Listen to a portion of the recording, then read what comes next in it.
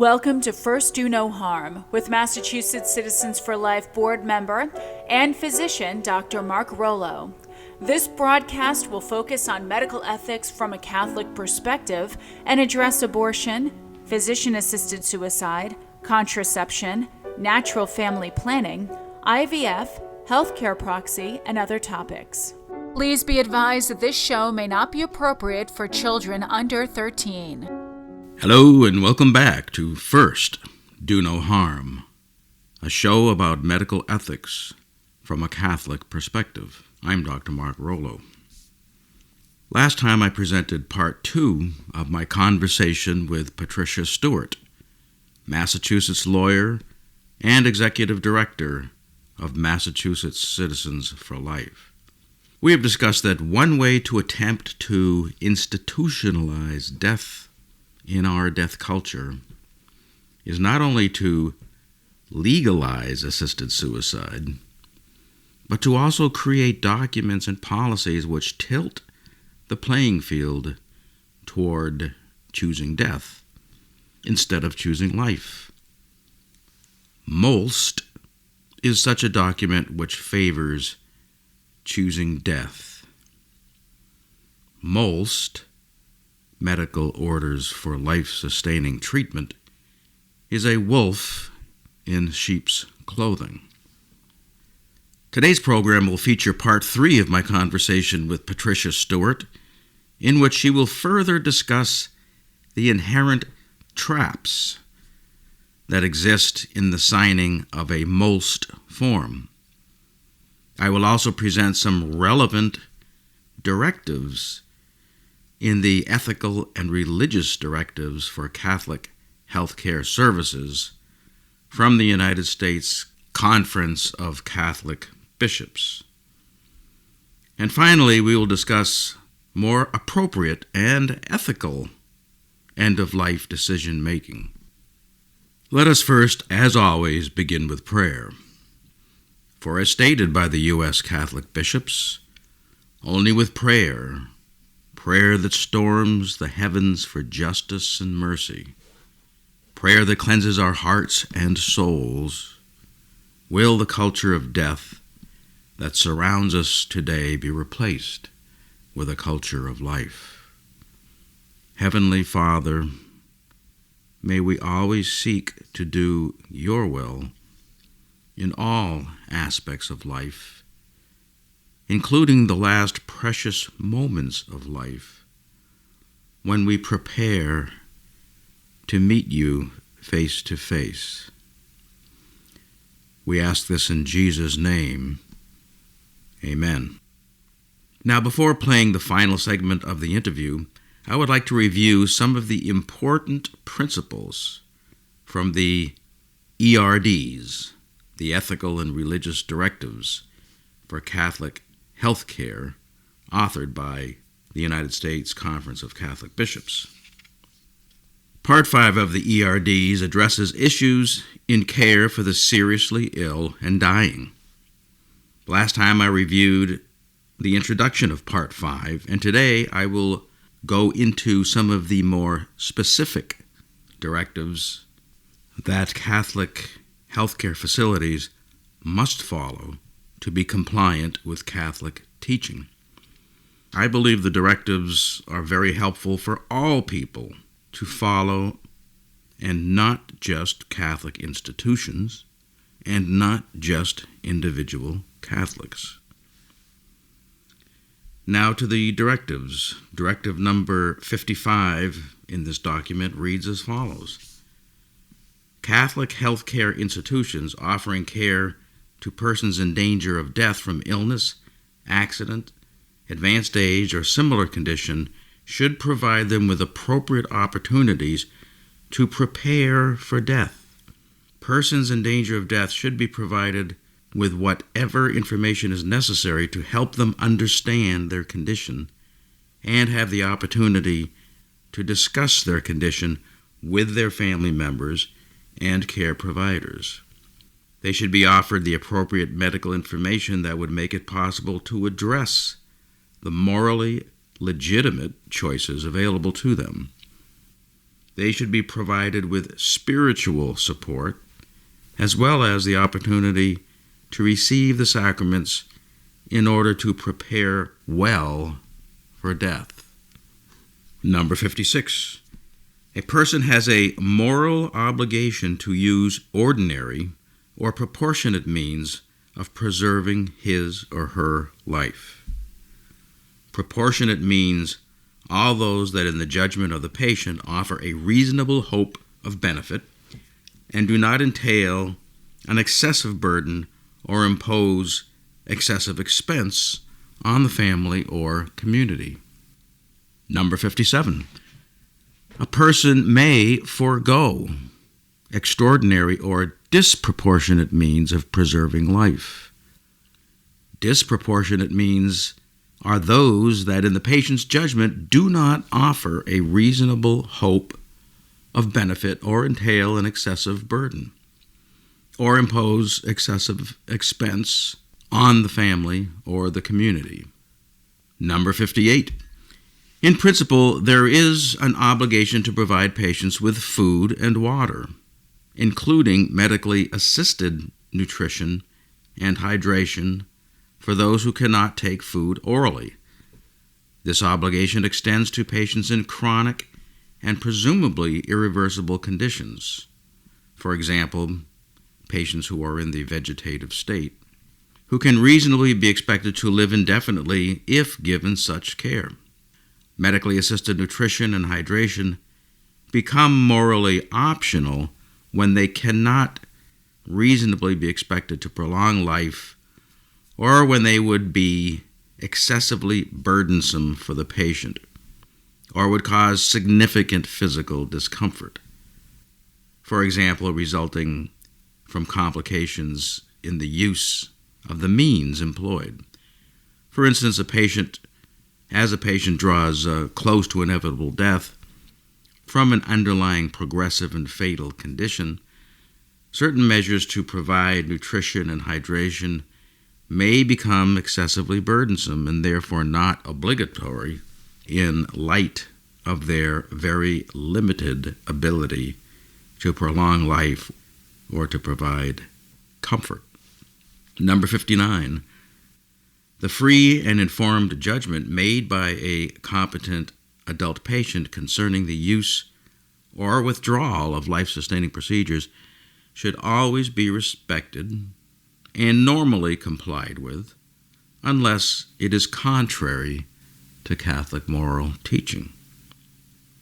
Number 60. Euthanasia is an action or omission that of itself or by intention causes death in order to alleviate suffering. Catholic healthcare institutions may never condone or participate in euthanasia or assisted suicide in any way. Dying patients who request euthanasia should receive loving care, psychological and spiritual support, and appropriate remedies for pain and other symptoms so that they can live with dignity until the time of natural death. 61. Patients should be kept as free of pain as possible so that they may die comfortably and with dignity and in the place where they wish to die. Since a person has the right to prepare for his or her death while fully conscious, he or she may not be deprived of consciousness without a compelling reason. Medicines capable of alleviating or suppressing pain may be given to a dying person, even if this therapy may indirectly shorten the person's life, so long as the intent is not to hasten death. Patients experiencing suffering that cannot be alleviated should be helped to appreciate the Christian understanding of redemptive suffering. As you can see, the ERDs are person-focused and rarely black and white in terms of details. Every person is different with regard to illness, family relationships, and what is considered to be burdensome care. Decisions are often nuanced and should generally be made primarily in the moment of need. It is impossible to foresee all circumstances at the end of life, and this fact alone renders the MOLST form inappropriate to complete before one is faced with a terminal condition. It is important, therefore, to have a healthcare proxy who knows your values and who can make end-of-life decisions if one is not able to do so him or herself. We will address this in Part 3 of my interview with Pat Stewart, as well as additional dangers of MOLST. The interview will end with some exciting announcements that Pat will make regarding bills that have been filed by Massachusetts Citizens for Life with the Massachusetts legislature. Now, here is Part 3 of the interview. We pick it up as we discuss the danger that MOLST does not have an expiration date, which is unlike the typical medical order.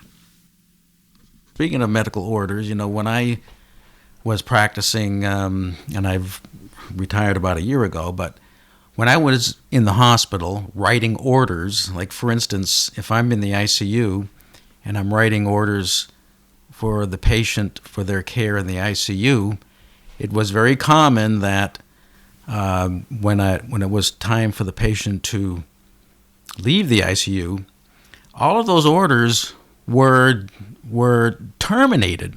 So I had to, just to move a patient from one floor to another, I had to rewrite all the orders. The orders automatically expire.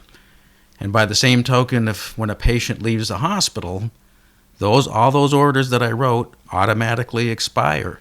But the MOLST form goes on forever. And if a person not only leaves the hospital, but goes from one medical facility to another, that MOLST form is still active. That's right. Anywhere in Massachusetts, if you sign a MOLST form because you live on Cape Cod and have an accident in Springfield and are taken to a hospital in Springfield, and they don't know who your doctor was who signed the form, they don't care. They'll just follow whatever the form says. Yeah. So those are some real traps. So what should our listeners do? There is a place for the MOLST form in some cases. So how would you advise people to approach these forms in particular, and what is an even more important form to be aware of? Well, I would advise great caution with respect to these forms. Clearly, they have a purpose in a very limited segment of patient population, and that is for people whose death is truly near at hand and unavoidable. Right. In which case, they would be appropriate to indicate whether it's appropriate to resuscitate an individual or not. Right. But for most of the rest of the population, these are requiring people to make premature choices about their health care that will end in a premature death. Right. And I would point out that, there are only two of the world's major religions that forbid hastening death, and that is Catholicism and Judaism. And when you're confronted with a situation where you're being denied care, your greatest weapon is your sincerely held religious belief that care should be provided. The law protects in Massachusetts and considers a patient's religious beliefs when that patient is practicing their right to decide to accept or refuse treatment. Right. An alternative to these MOLST forms, in my view, is a healthcare proxy. Right. A healthcare proxy is a legal document in which you appoint someone to make healthcare decisions for you if you're unable to make or communicate those decisions for yourself. unlike the MOLST form, which takes effect immediately when you sign it, the healthcare proxy doesn't take effect until and unless you lose the ability to communicate yourself or to convey your desires or your healthcare wishes. Right. And as soon as you regain the ability to make your own decisions, the healthcare proxy ceases to have any effect. So for most people, you can say no or not yet to MOLST, as I say, but for the seriously ill, it may be useful. Mm-hmm. Yeah, so the healthcare proxy gives a person much more freedom, much more control over their healthcare decisions because, first of all, they retain control at all times, and when they're unable to make decisions, that's when the healthcare proxy form kicks in, and the person in advance can talk to the proxy what their wishes are, what their attitude toward end-of-life care is, and so they can trust that this person will make the right decision for them. Not any old person in any old healthcare institution, which would be the people who will be making decisions for you if you've signed a MOLST form. Right. Well, what I tell people in end-of-life planning with respect to healthcare issues, I give them 4 key words: share, select, sign, and send. And as you've just suggested, share your religious beliefs and your values about healthcare and life-sustaining treatment with your family, with your friends, with healthcare providers who may be involved with your future care. You can use my book as a guide. Mm-hmm. Some people become anxious about this kind of discussion, fearing that it's all about death and dying. But this is not true. It's really about end of health. And it may be a very temporary end of health from which a person makes a complete recovery. But if in the course of that recovery period that person is unable to communicate their healthcare wishes, you need to have somebody available who can make that decision for you and convey your choices. Right. Select someone you trust, as you suggested, to speak for you if needed. It doesn't have to be a Catholic. It just has to be a person. If you're a Catholic, it has to be a person who's willing and agrees to follow Catholic beliefs. Right. You can select also someone else to fill in if that first choice is not available. And then sign. You sign a healthcare proxy. It's a legal document to appoint someone to speak for you if you can't speak for yourself with a healthcare decision. Everyone over the age of 18 should have a healthcare proxy. And the person you appoint then is your healthcare agent. The second person is your alternate agent, who serves only if your first choice is not available. This is your best protection if you become incapacitated and you can't make a medical decision for yourself. You can sign a healthcare proxy at any time, but it's never too soon, and you don't need a lawyer. I'm not trying to do myself out of any business, but the fact of the matter is you don't need a lawyer to sign a healthcare proxy. And lastly, send a copy to your agent, to your alternate agent, to your doctor, and a hospital where you may be admitted if you become ill, and keep the original for yourself, and tell somebody where it is in case it's needed. Well, that's all great information, and I just want to reiterate what I said before, was that you had written a very handy booklet called the Healthcare Decision Guide for Catholics, and I understand it's going through a revision right now. Is that right? Yes, it is. I'm updating it, and it will be hopefully available in print and in a digital version for the first time at some point this summer. Oh, great. So how can people kind of check into that in the summer? Where would they go for that kind of information? Well, they can go to my website is www.sweetapplepress.com, and the book will be available for purchase through the website. Maybe you'll allow me to come back and talk about it when it's available. And find out about it that way. That would be terrific. So the website is sweetapplepress.com. Right. Oh, okay. One word, sweetapplepress.com. Okay. Well, speaking of coming back, I hope you'll also be able to come back to talk about other things you're doing as Executive Director of Massachusetts Citizens for Life. Maybe you could give us just a little preview as to what you might be working on now, or what's in the forefront of your mind with MCFL. Well, we're focusing most currently on defeating assisted suicide. Yeah. I know you've been doing a lot of work, great work, on getting the word out about the dangers of assisted suicide. Mm-hmm. And Mass Citizens is participating in a collaborative effort with other pro-life organizations to also make people aware of this. Now the 10th time around that the Compassionate Choices crowd has put this bill forward. Mm-hmm. So we're very focused on making sure we defeat that this year. And then we've also filed 5 pro-life bills in the legislature, which will hopefully come up for hearing. Yeah, that's very exciting. This summer. And one is to, they're all proactively to underscore the humanity of the unborn child. Mm-hmm. The first is by recognizing her as a victim of violent crime. Mm-hmm. The next is to protect her from abortion based solely on a diagnosis of Down syndrome. Right. Mandating education for the young about pregnancy and prenatal development. Yes. A fourth bill mandates sensible criteria for judges to follow in assessing the minority of a minor seeking abortion. Mm-hmm. Currently, there are no standards for that. And lastly, to require conscious protections for taxpayers who oppose abortion on moral grounds. Mm-hmm.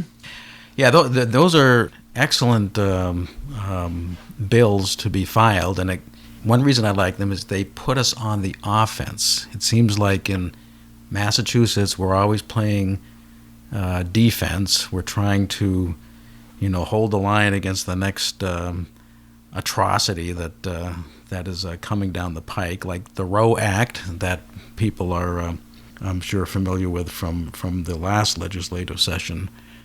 Right. So, well, that was a stinging disappointment that it was enacted last January. But, we have to continue to work incrementally to persuade people and teach people about the evil of abortion. And I think these bills all approach that subject in a different way. And the secret is to continue to put issues before them, little pieces of information that eventually will add up to a consensus that, this really, abortion thing is really a bad idea. Mm-hmm. That's our intention. That's our focus, is education this year. And so we're hopeful that we can make some progress there. Yeah, I mean, I think it's important to say that the law is a teacher. And absolutely. The more you can get legislation out there, the more you're educating people. Appreciate so much your work, and you're educating the public about these important issues. Well, thank you. I really enjoy the process of education and sharing the information with people and solving problems. As I say, that was what my law work was about, problem mm-hmm. solving, and this has given me an opportunity to solve much even bigger problems for society and try to cure some of these evils that are poisoning people's lives and our society as a whole. So I'm working for the Lord these days. Yes. And he's a great boss. Right, that's right. A very kind boss. There he is. Can yes, be demanding at times, but... very challenging sometimes, but very rewarding at the same time. Well, before I let you go, any final thoughts you want to leave people with? Be hopeful. Be mm-hmm. positive. I've often said we fight on the side of the angels in this work of defending life and educating people to the truth of life and its meaning and its value. And we can't fail because we're on that side. It just may take us longer to get there, and it's persistence that's needed. But I'm very hopeful that eventually we will prevail. Yes. And I want people to feel that way as well. Yeah, well, those are good words. And one thing I always think about is Mother Teresa told us we're not called to be successful. We're called to be faithful. And, absolutely. And we do know that ultimately we will be successful. So thanks very much, Pat. I really appreciate the time, and I look forward to having you come back in the future. I look forward to it as well, and thank you so much for allowing me to share your time with your listeners today. It's been delightful. Yes, thank you, Pat. This concludes the third and final part of my interview with Patricia Stewart. You have heard the dangers of MOLST, or POLST, medical orders for life-sustaining treatment, or physician orders for life-sustaining treatment. It arose from the same corrupt source in Oregon that gave America the beginning of the assisted suicide movement in this country. It is essentially a cost-cutting tool disguised as a personal autonomy document. It is biased toward choosing death rather than choosing life. The best advice I can give is to never complete such a form unless and until one is in the moment of need, facing a life-threatening illness. Since MOLST and POLST is everywhere now, they are hard to avoid. Therefore, the National Catholic Bioethics Center in Washington, D.C., has formulated a modification of MOLST, which is not biased toward death. This form, as well as additional information about MOLST or POLST, can be found on the National Catholic Bioethics Center website, which is ncbcenter.org. That's ncbcenter.org. Other aspects of end-of-life care can be found on this website, including a Catholic guide to end-of-life decisions, which includes healthcare proxy and advance directive forms which adhere to Catholic teaching. Until next time, remember, we should always treat life with care and respect. And at the very least, we should first do no harm. Thank you for tuning in to First Do No Harm. Dr. Rollo welcomes your questions and comments. You may contact him at markrollo978@gmail.com. That's MARKROLLO978@gmail.com. Thank you, and until next week, remember, first do no harm.